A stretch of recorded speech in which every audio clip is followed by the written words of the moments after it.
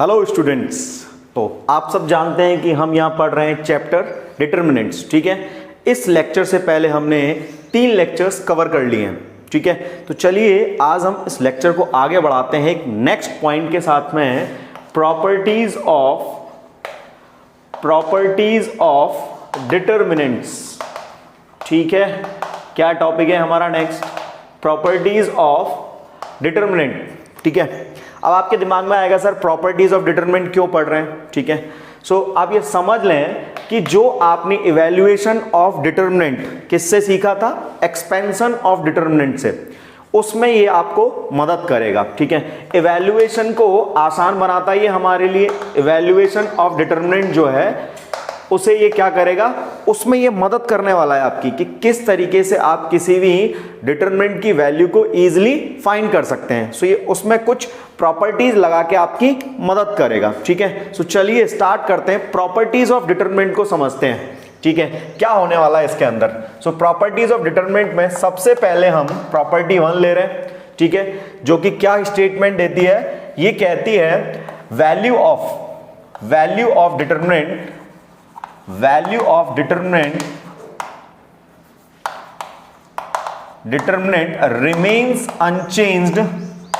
remains unchanged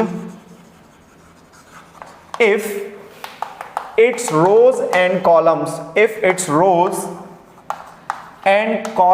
are interchanged। ठीक है, statement समझ आया, इंटरचेंज्ड। ठीक है, क्या कहता है ये, value of determinant remains unchanged if its rows and columns are interchanged. ठीक है, सो चलिए इस प्रॉपर्टी को समझते हैं। ठीक है, हमने एक डिटरमिनेंट लिया इस तरीके से a1 a2 a3 b1 b2 b3 c1 c2 c3।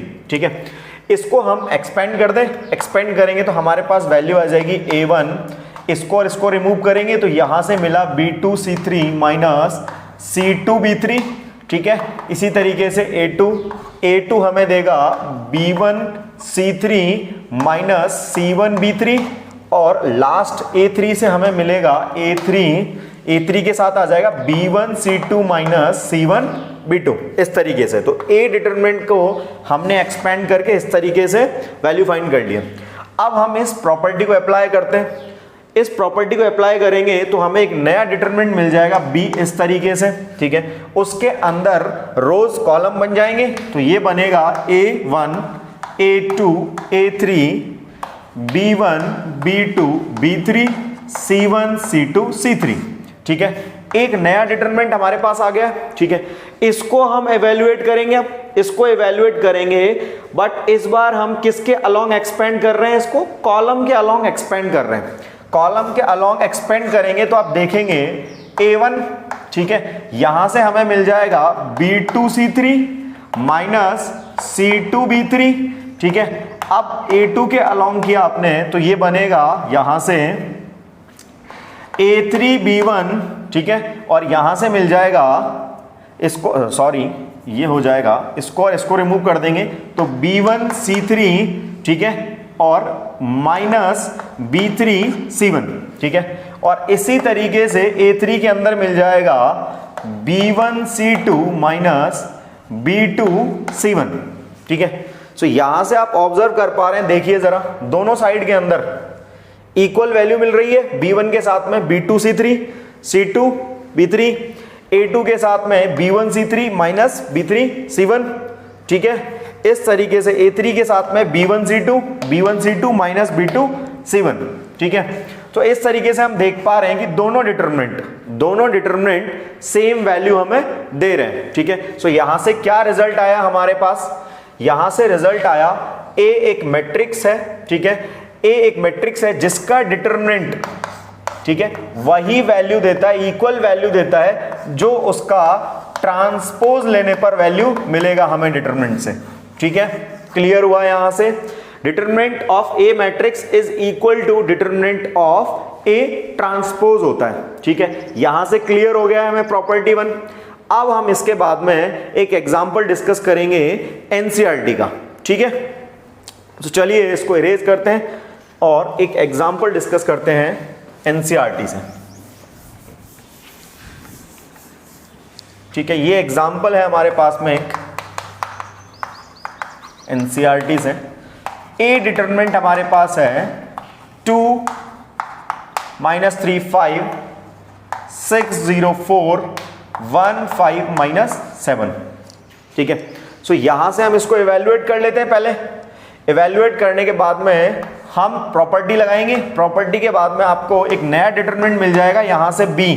ठीक है, तो ये मिलेगा 2 -3 5 6 0 4 एंड 1 5 -7। ठीक है, सो दो डिटरमिनेंट हमारे पास है, इसकी वैल्यू फाइंड करेंगे तो क्या मिल रहा है बताएं जरा।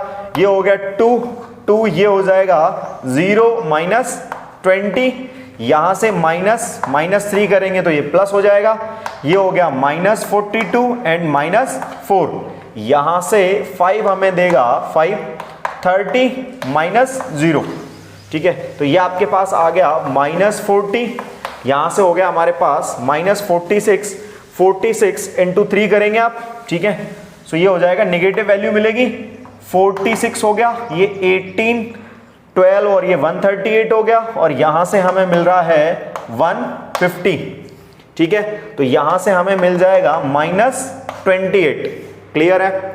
इसी तरीके से अब हम b को भी फाइंड कर लेते हैं।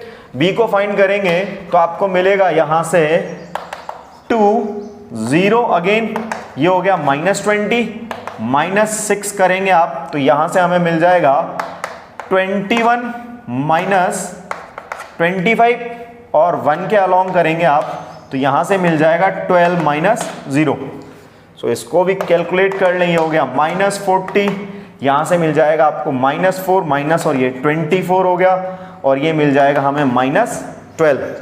ठीक है, सो 12 हो गया हमारे पास, यहां से बचेगा हमारे पास +12, और ये हो जाएगा -28। ठीक है, सो दोनों ही केस के अंदर हमें क्या मिल रहा है, -28 वैल्यू मिल रहा है। ठीक है, सो यहां से हमें प्रॉपर्टी 1 क्लियर हो गया कि वैल्यू ऑफ डिटरमिनेंट की जो वैल्यू है उसकी सेहत पर कोई फर्क नहीं पड़ता है। कब? जब हम कॉलम्स को रोज और रोज को कॉलम्स में कन्वर्ट कर देते हैं। ठीक है, सो चलिए नेक्स्ट प्रॉपर्टी डिस्कस। P2, ठीक है, क्या है P2, क्या कहता है ये स्टेटमेंट, वैल्यू ऑफ, या ऐसा लिख सकते हैं, इफ रोज और columns of determinant if rows or columns of determinant are interchanged, then sign of determinant changes। ठीक है, sign of determinant changes। ठीक है, यहां पर if rows और columns, इसको कर लेते हैं, if any two rows और columns आर इंटरचेंज्ड, किन्हीं भी दो रोज को और दो कॉलम्स को हम इंटरचेंज कर देते हैं, सो उससे क्या इफेक्ट पड़ेगा डिटरमिनेंट पर। डिटरमिनेंट का सिर्फ साइन बदलता है उससे। ठीक है, कोई बहुत ज्यादा डिफरेंस नहीं मिलेगा हमें डिटरमिनेंट के अंदर, सिर्फ और सिर्फ उसका साइन बदल जाएगा।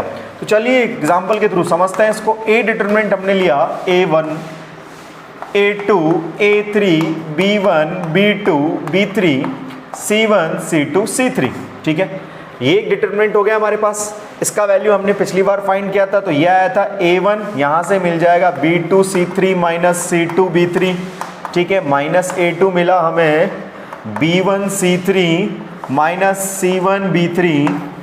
ठीक है, और यहां से मिला हमें A3 B1 C2 minus C1 B2। ठीक है, अब हम प्रॉपर्टी सेकंड अप्लाई करेंगे इसके ऊपर। क्या कर रहे हैं हम, इफ एनी टू रोज और कॉलम्स, तो हम दो रोज को इंटरचेंज कर देते हैं।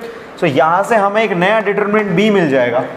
उसमें क्या डिफरेंस होगा, रो 1 को रो 2 और रो 2 को रो 1 बना देते हैं। ठीक है, यहां से हमें मिल गया B1 B2 B3 A1 A2 A3 and C1 C2 C3। ठीक है, अब एक नया डिटरमिनेंट हमारे पास आ गया है।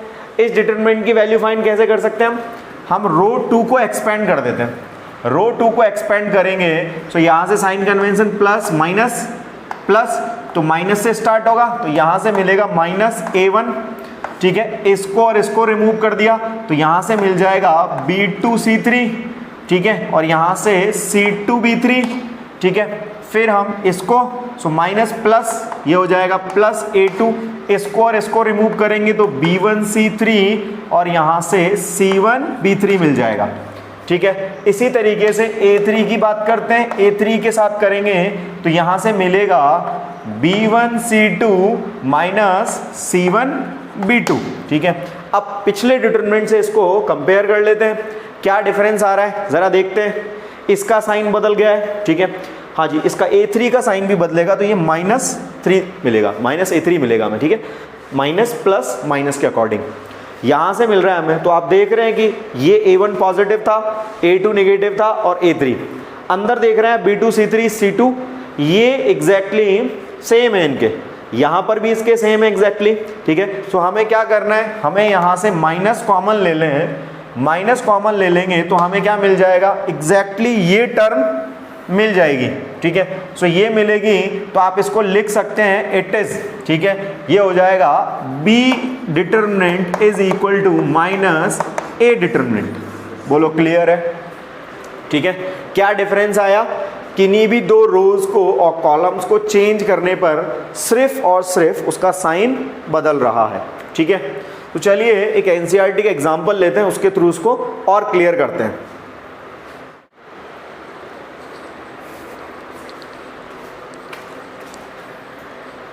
ओके बच्चों, एनसीईआरटी से एक एग्जांपल यहां डिस्कस कर रहे हैं हम, ठीक है।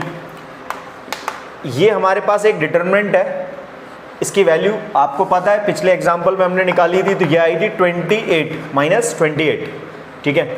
इसको हम प्रॉपर्टी 2 अप्लाई कर रहे हैं इसके ऊपर, तो क्या मिल जाएगा हमें, एक डिटरमिनेंट मिलेगा b, ठीक है। क्या डिफरेंस लेना है हमें इसमें, रो 1 को रो 2 और रो 2 को रो 1 कर सकते हैं। यही आप रो 3 के साथ भी कर सकते हैं या रो 3 और रो 2 के साथ भी कर सकते हैं, ये कॉलम्स के साथ भी अप्लाई कर सकते हैं हम। सो यहाँ मैं इंटरचेंज कर रहा हूँ रो 1 और रो 2 को, ठीक है। सो यहाँ मिल जाएगा 604 2 -3 5 और 1 5 -7, क्लियर है। अब इसको एक्सपेंड कर लेते हैं हम, यहाँ से एक्सपेंड करोगे तो ये 6 हो गया, यहाँ से हुआ 21, ठीक है, और ये हो गया 25, 0 के अलॉन्ग एक्सपेंड नहीं कर रहे हैं, ठीक है, और ये हो गया 4 के अलॉन्ग करोगे आप तो मिल जाएगा 10 + 3, ठीक है। तो यहाँ से हमें मिल गया -24, ठीक है, और यहाँ से मिल जाएगा 13 और ये 12 और ये 52, ठीक है। ये 12 8 हो गया और ये 4 2 + 28, ठीक है। यहाँ -28 मिल रहा था, यहाँ +28 मिल रहा है, ठीक है। सो ए से बी डिटरमिनेंट जाते वक्त हमने क्या किया, दो रोज को चेंज कर दिया। सो देखा कि उसका रिजल्ट पर क्या इफेक्ट पड़ रहा है, सिर्फ साइन बदल रहा है उसका, ठीक है। तो चलिए यहां से हम आगे बढ़ते हैं और प्रॉपर्टी 3 डिस्कस करते हैं।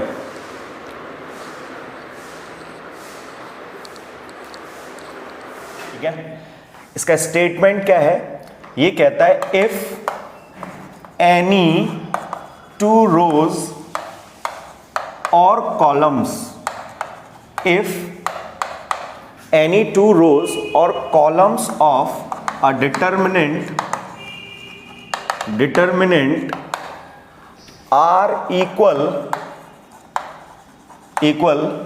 then the value of determinant is 0, then the value of determinant is 0, ठीक है, क्लियर है।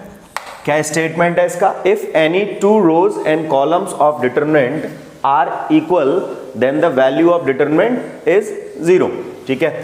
सो रोज और कॉलम्स के अंदर किन्हीं भी 2 rows को ले लें या कॉलम्स को ले लें, उनके जो करस्पॉन्डिंग एलिमेंट्स होंगे वो क्या हो जाएंगे, एग्जैक्टली सेम हो जाएंगे। तो उस केस के अंदर डिटरमिनेंट का वैल्यू क्या हो जाएगा, 0 हो जाएगा। चलिए देखते हैं इसको कैसे। एक डिटरमिनेंट हमने कंसीडर कर लिया a, ठीक है। इस तरीके से a1 a2 A3 B1 B2 B3 and इस बार C1 C2 C3 की जगह आइडेंटिकल करना है हमें, तो ठीक है, R इक्वल, ठीक है, कॉलम्स और R इक्वल, तो रोज तो एग्जैक्टली सेम करनी है, इक्वल और आइडेंटिकल, ठीक है, आइडेंटिकल भी बोल सकते हैं आप, एग्जैक्टली सेम हो रही है। तो C1 की जगह में A1 A2 A3, ठीक है, फर्स्ट रो और थर्ड रो क्या हो गए, आइडेंटिकल हो गए यहां पर, ठीक है। तो चलिए इसको क्या करते हैं, एक्सपेंड कर दें।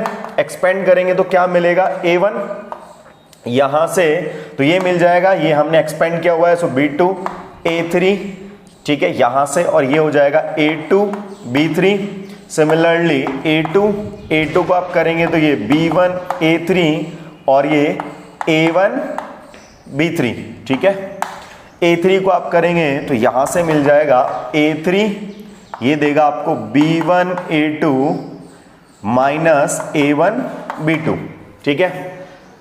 फिर उसके बाद क्या करेंगे, इसको ओपन कर देते हैं, ये हो जाएगा A1 B2 A3 A1 A2 B3, इसको भी ओपन कर लेते हैं, A2 B1 A3 plus A2 A1 B3।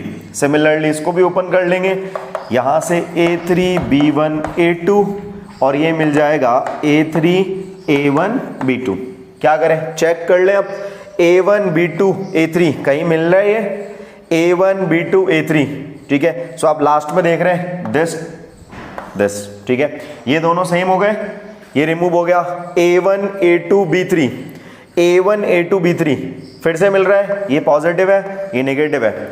A2 B1 A3, ठीक है, A2 B1 A3 ये भी सेम हो गया। सो यहां से हमने क्या कर लिया, ये फाइंड कर लिया कि किन्हीं भी दो रोज के आइडेंटिकल होने पर, ठीक है, यही कॉलम में भी कह सकते हैं आप, दो कॉलम आइडेंटिकल हो जाते हैं, उस केस में भी डिटरमिनेंट का वैल्यू क्या मिलेगा, हमें 0 मिलेगा, ठीक है। क्लियर है ये। चलिए एक एग्जांपल एनसीईआरटी से भी लगा लेते हैं। एनसीईआरटी का एक एग्जांपल है हमारे पास, ठीक है, इस तरीके से एग्जांपल 3 2 3 2 2 3 एंड 3 2 3, ठीक है। क्या दिख रहा है आपको, रो 1 और रो 3, ठीक है, क्या हो गए, आइडेंटिकल हो गए। सो इसको भी एक्सपेंड कर लेते हैं, सबको एक्सपेंड करना आता है, यहां से इसको एक्सपेंड करेंगे तो ये 3, इसको रिमूव कर देंगे, ये हो जाएगा 6 माइनस 6, फिर 2 के अलोंग तो ये हो जाएगा 6 माइनस 9, और इसके अलोंग करेंगे तो ये हो गया 3, यहां से मिलेगा 4 माइनस 6, तो ये 3 0 हो गया। यहां से 2 माइनस 3 बच रहा है, यहां से मिला है 3 और ये क्या बच गया, -2, ठीक है। तो यहां से मिल जाएगा +6, यहां से मिल जाएगा -6, ये ऑलरेडी 0 हो चुका है, ये रिमूव होकर 0 दे देगा, ठीक है। चलिए बढ़ते हैं आगे और प्रॉपर्टी 4 डिस्कस करते हैं। P4 क्या स्टेटमेंट है इसका, if each element of any row or any column of a determinant is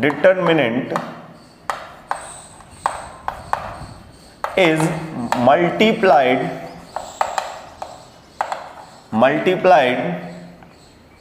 by a constant k, then its value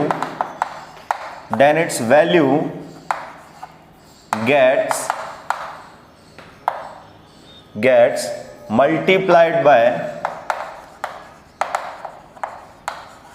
k, ठीक है। क्या स्टेटमेंट लिखा हुआ है हमारे पास, if each element of any row or any column of a determinant is multiplied by a constant k, then its value gets multiplied by k। तो क्या समझ आ रहा है हमको इससे कि किसी भी रो और किसी भी कॉलम के सारे एलिमेंट्स को, हर एलिमेंट को आपने किसी भी कांस्टेंट से मल्टीप्लाई कर दिया है, तो यहां हमने कांस्टेंट लिया है के, उससे मल्टीप्लाई कर रहे हैं, तो उससे डिटरमिनेंट के सेहत पर क्या इफेक्ट पड़ेगा? जो उसका वैल्यू है, डिटरमिनेंट का जो वैल्यू है, ठीक है, वो क्या हो जाएगा? के से मल्टीप्लाई हो जाएगा। कैसे होगा वो जरा देख लेते हैं एक बार। सपोज करिए मैंने यहां डिटरमिनेंट ए ले लिया, ठीक है, डिटरमिनेंट ए लिया इस तरीके से, a1 a2 a3 b1 b2 b3 c1 c2 c3, ठीक है।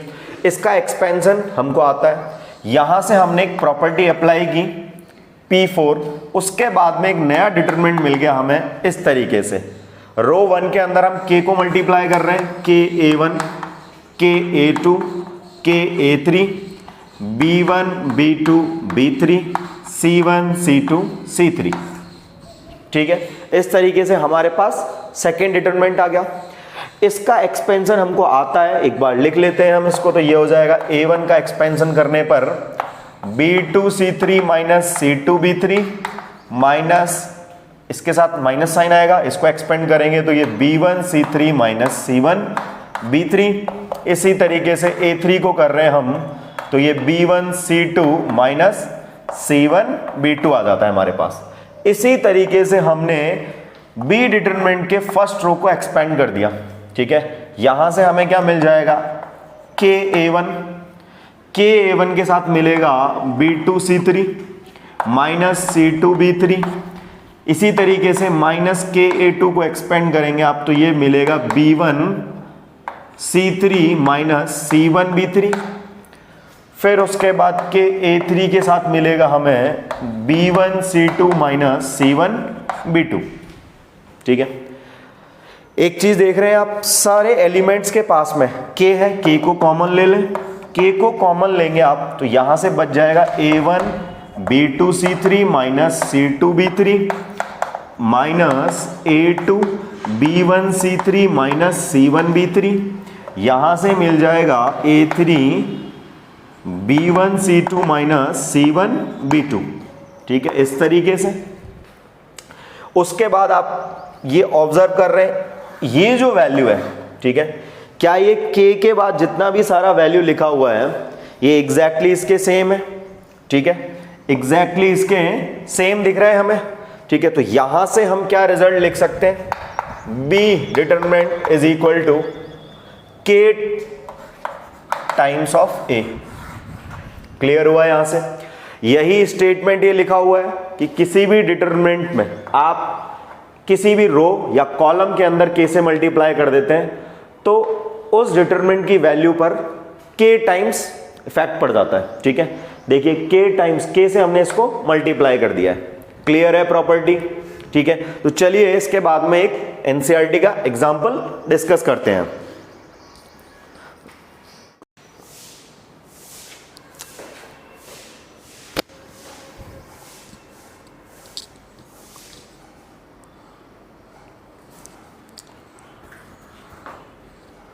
ओके बच्चों, जैसा हम हमेशा करते हैं एनसीईआरटी के एग्जाम्पल साथ में डिस्कस करते हुए चलते हैं, उस अकॉर्डिंग मैंने एग्जाम्पल 9 यहाँ लिख लिया है। ये है इवैल्यूएट 102 18 36, इस तरीके से डिटरमिनेंट है हमारे पास, ठीक है बच्चों। मैंने पहले भी बोला था आपको कि आप इसका वैल्यू जो है इसको इवैल्यूएट कैसे कर सकते हैं, आप इसको एक्सपेंड कर दें, उससे भी आपका आंसर आ जाएगा, ठीक है। बट जब हम प्रॉपर्टीज स्टार्ट कर रहे थे तो हमने बोला था कि ये जो है प्रॉपर्टी जो है वो आपके काम को थोड़ा आसान कर देंगी, ठीक है। सो यहां देखो आसान हो रहा है आपका काम।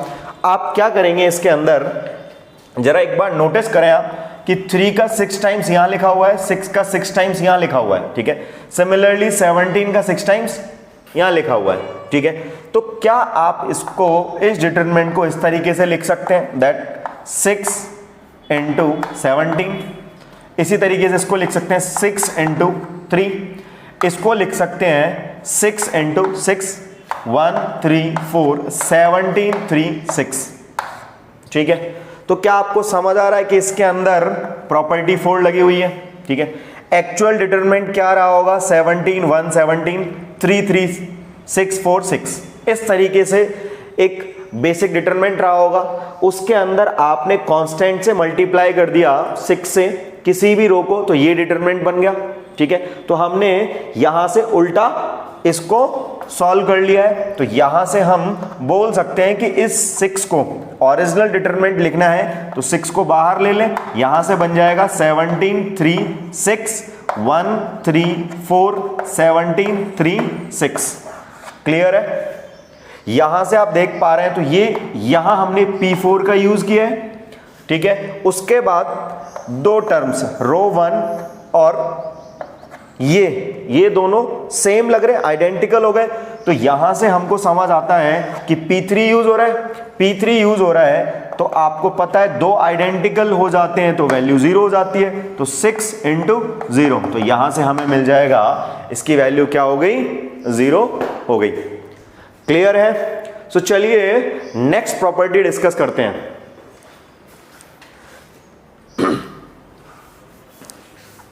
हमारे पास P5, उसका स्टेटमेंट यहां लिख लेते हैं सबसे पहले। तो ये है इफ सम और all elements of any row और column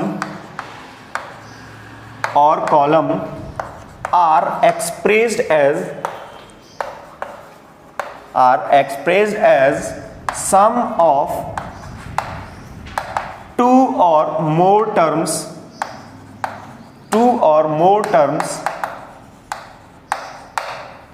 then determinant can be expressed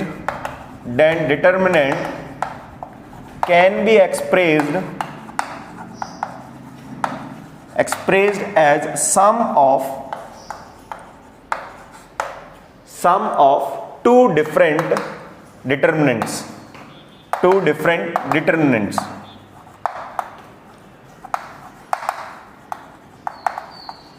ठीक है, क्लियर है आपको क्या स्टेटमेंट है? इफ सम और all elements of any row or columns are expressed as sum of two or more terms, then determinant can be expressed as sum of different determinants. ठीक है, तो उनको हम सेपरेट करके भी लिख सकते हैं इस तरीके से। सपोज करिए एक डिटरमिनेंट ए है हमारे पास A1, इस बार हम λ1 ले रहे हैं साथ में, A2 plus λ2, A3 plus λ3, B1 B2 B3 C1 C2 C3। ठीक है, ये डिटरमिनेंट हो गया हमारे पास A। यहां पर आप चेक कर सकते हैं ईच एलिमेंट, ठीक है, फर्स्ट रो का ईच एलिमेंट दो टर्म्स का सम लिखा हुआ है। ठीक है, ऐसा ही स्टेटमेंट नहीं बोला है कि सम और all elements of any row और column are expressed as sum of two or more terms. तो यहां ऐसा लिखने पर आप इस डिटरमिनेंट को, ठीक है, determinant can be expressed as sum of two different determinants, ऐसे लिख सकते हैं। सपोज करिए इसको लिख दिया आपने A1 A2 A3 B1 B2 B3 C1 C2 C3। ठीक है, उसके बाद λ1 λ2 λ3 B1 B2 B3 C1 C2 C3। ठीक है, इस तरीके से हम इनको लिख सकते हैं। ठीक है, फिर आपके दिमाग के अंदर क्वेश्चन आएगा, क्या सर इनकी वैल्यूज इक्वल होती हैं? ठीक है, क्या इनकी वैल्यूज इक्वल होती हैं? तो क्या करें, इसको कैलकुलेट कर लेते हैं, इन दोनों की इक्वल आ गया तब तो हम कह देंगे कि क्या है, इसका वैल्यू इसके इक्वल है। ठीक है, तो चलिए इसको एक्सपेंड करते हैं। ये हो गया A1 प्लस λ1, तो यहां से हमें मिल जाएगा, ये हो गया B2 C3 minus C2 B3। Similarly A2 plus λ2 को ओपन करेंगे, यहां से B1 C3 minus C1 B2, और यहां से हमें मिल जाएगा A3 प्लस λ3, ये हो गया B1 C2 minus C1 B2। ठीक है, इसको सेपरेट कर लेते हैं। A1 प्लस λ1 को यहां से सेपरेट करेंगे तो आपको मिलेगा A1 के साथ मिल जाएगा B2 C3 minus C2 B3। ठीक है, उसी तरीके से आप A2 को सेपरेट कर लेंगे, A2 B1 C3 minus C1 B2। उसी तरीके से आप A3 को सेपरेट कर लेंगे, A3 के साथ हो जाएगा B1 C2 minus C1 B2। ठीक है, A1 A2 A3 को मैंने सेपरेट कर लिया है। उसी तरीके से लैम्बडा वन का इससे मल्टीप्लाई होगा तो लैम्बडा वन के साथ भी हो जाएगा ये B2 C3 minus C2 B3।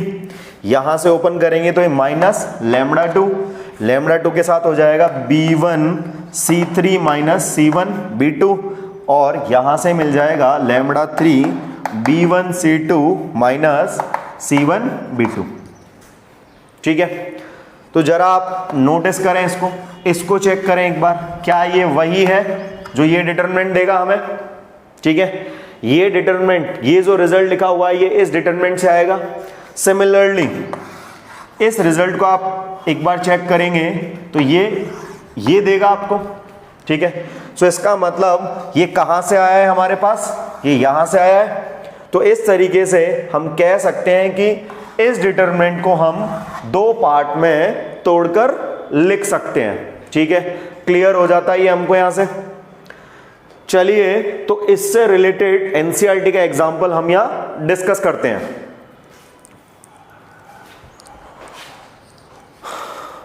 तो ये रहा बच्चों इस प्रॉपर्टी पर बेस्ड एक एग्जांपल। ठीक है, क्या करना है इसके अंदर, show that this determinant is equal to 0। क्या लग रहा है, समझ आ रहा है, इस प्रॉपर्टी का यूज समझ आ रहा है इसके अंदर। ये हमें पता लग रहा है रो 2 के अंदर टर्म्स ऐड करके लिखे हुए हैं। ठीक है, तो हम प्रॉपर्टी अप्लाई करते हैं यहां से A B C X Y Z। ठीक है, फर्स्ट टर्म के साथ मैंने एक डिटरमिनेंट बना लिया। उसी तरीके से सेकेंड टर्म के साथ डिटरमिनेंट बनाते हैं A B C। यहां से हो गया 2x 2y 2z, यहां से हो गया x y z। ठीक है, यहां से आप देख रहे हैं 2 रोज आर आइडेंटिकल, P3 लग गया। ठीक है, P3 के यूज से आप बोल सकते हैं इट इज 0। अब यहां देख रहे हैं आप इसके अंदर सेकेंड रो के अंदर 2 टाइम्स लिखा हुआ है थर्ड रो का। ठीक है, तो समझ आ रहा है कि इसके अंदर 2 को कॉमन ले सकते हैं। ठीक है, तो यहां से आप 2 कॉमन लेंगे तो यहां से आ जाएगा A B C X Y Z और X Y Z। Again 2 rows are identical, so फिर से ये 0 हो जाता है। सो 0 प्लस 0 क्या मिल जाएगा हमें, 0 इज इक्वल टू RHS। ठीक है, चलिए नेक्स्ट प्रॉपर्टी डिस्कस करते हैं। तो बच्चों नेक्स्ट प्रॉपर्टी है P6। इसका स्टेटमेंट देखें आप सबसे पहले हैं, if each element of any row or column is added with corresponding is added with eq multiple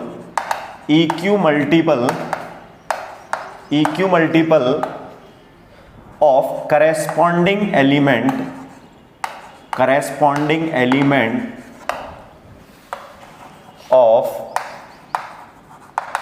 of other row or column, then value of determinant remains same. Then value of determinant remains same. ठीक है, क्या statement है, if each element of any row or column is added with eq multiple of corresponding element of other row or column, then value of determinant remains same.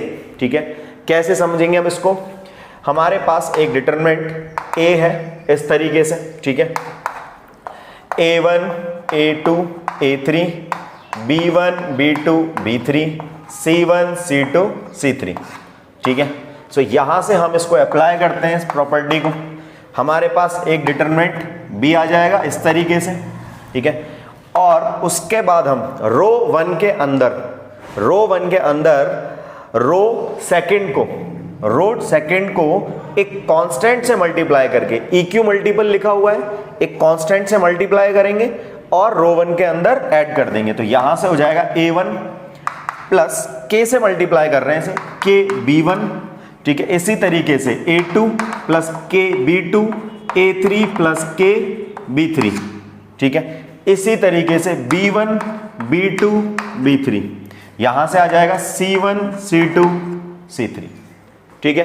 तो ऐसा क्या किया हमने, second row को मल्टीप्लाई किया constant से और इसमें ऐड कर दिया। तो देखिए सारे EQ मल्टीपल है, K कांस्टेंट से मल्टीप्लाई किया। सो A और B का जो रिजल्ट आएगा वो क्या रहेगा, स्टेटमेंट के अकॉर्डिंग सेम रहेगा, ठीक है। बट बच्चों के दिमाग में क्वेश्चन आता है, सर ऐसा कैसे हो सकता है, ऐसा कैसे हो सकता है। तो बच्चों देखिए B पर फोकस करते हैं। आप देख रहे हैं इसके अंदर हम P5 अप्लाई कर दें, प्रॉपर्टी 5 जो है वो अप्लाई करते हैं, तो आपको दिखेगा B डिटरमिनेंट को हम इस तरीके से लिख सकते हैं, A1 A2 A3 B1 B2 B3 C1 C2 C3, ठीक है। यहां से आप इसको ओपन करेंगे तो ये हो गया K B1 K B2 K B3 B1 B2 B3 C1 C2 C3, ठीक है। तो यहां से आप P4 लगा सकते हैं, प्रॉपर्टी 4 लगा सकते हैं आप। क्या होता है उसके अकॉर्डिंग, किसी भी एक कांस्टेंट से मल्टीप्लाई हो जाए ये टर्म, ठीक है। तो आप क्या कर रहे हैं, K टाइम्स हो जाता है, इसको बाहर लिख सकते हैं, तो K कॉमन आ जाएगा। तो आप देखिए ये हो जाएगा B1 B1 B2 B2 और B3 B3, ठीक है। सो यहां पर K4 आपका P4 और P3 लग रही है। फोर्थ प्रॉपर्टी और थर्ड प्रॉपर्टी को यूज करके हम बोल सकते हैं इसका वैल्यू 0 हो जाएगा, ठीक है। तो आपको पता लगा इस B के करस्पॉन्डिंग हमें सिर्फ A की डिटरमिनेंट मिल रहा है, वो ये है A1 A2, ये तो इसके इक्वल था, ठीक है। तो इसका मतलब हम लिख सकते हैं B is equal to A determinant. Clear है यहां तक, ठीक है। तो चलिए इससे रिलेटेड एक एग्जांपल हम डिस्कस करते हैं।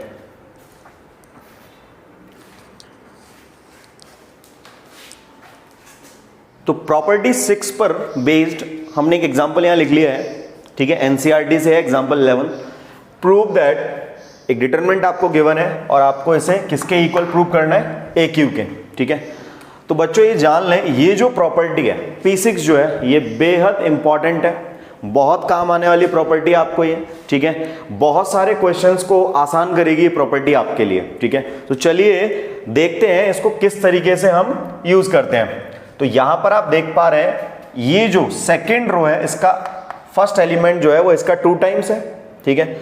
और जो थर्ड रो है वो फर्स्ट का 3 टाइम्स है।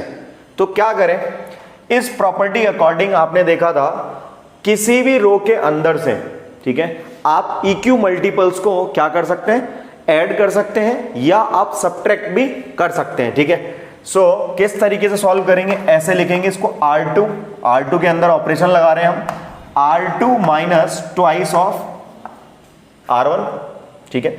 इसी तरीके से एंड थर्ड रो थर्ड के अंदर हमने क्या लगाया, R3 minus 3 times of R1, ठीक है।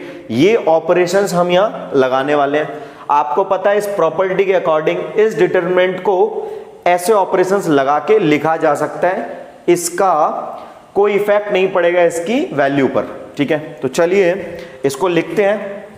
यहां से आप देख रहे हैं तो ये मिलेगा हमें, ये एग्जैक्टली सेम रहेगा A plus B plus C। यहां से इसको सब्ट्रैक्ट करेंगे तो 0, 3A plus 2B minus 2A plus 2B, तो ये माइनस 2B, तो ये रिमूव हो जाएगा, यहां से A बचेगा।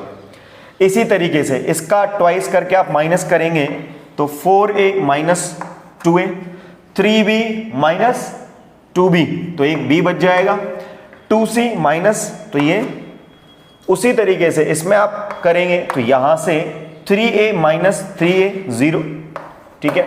6A प्लस 3B माइनस करेंगे तो 6A माइनस 3A मिलेगा हमें, ठीक है। इसी तरीके से 3b माइनस 3b करेंगे तो 0 हो गया, 10a माइनस 3 करेंगे तो यहां से 7a मिल जाएगा।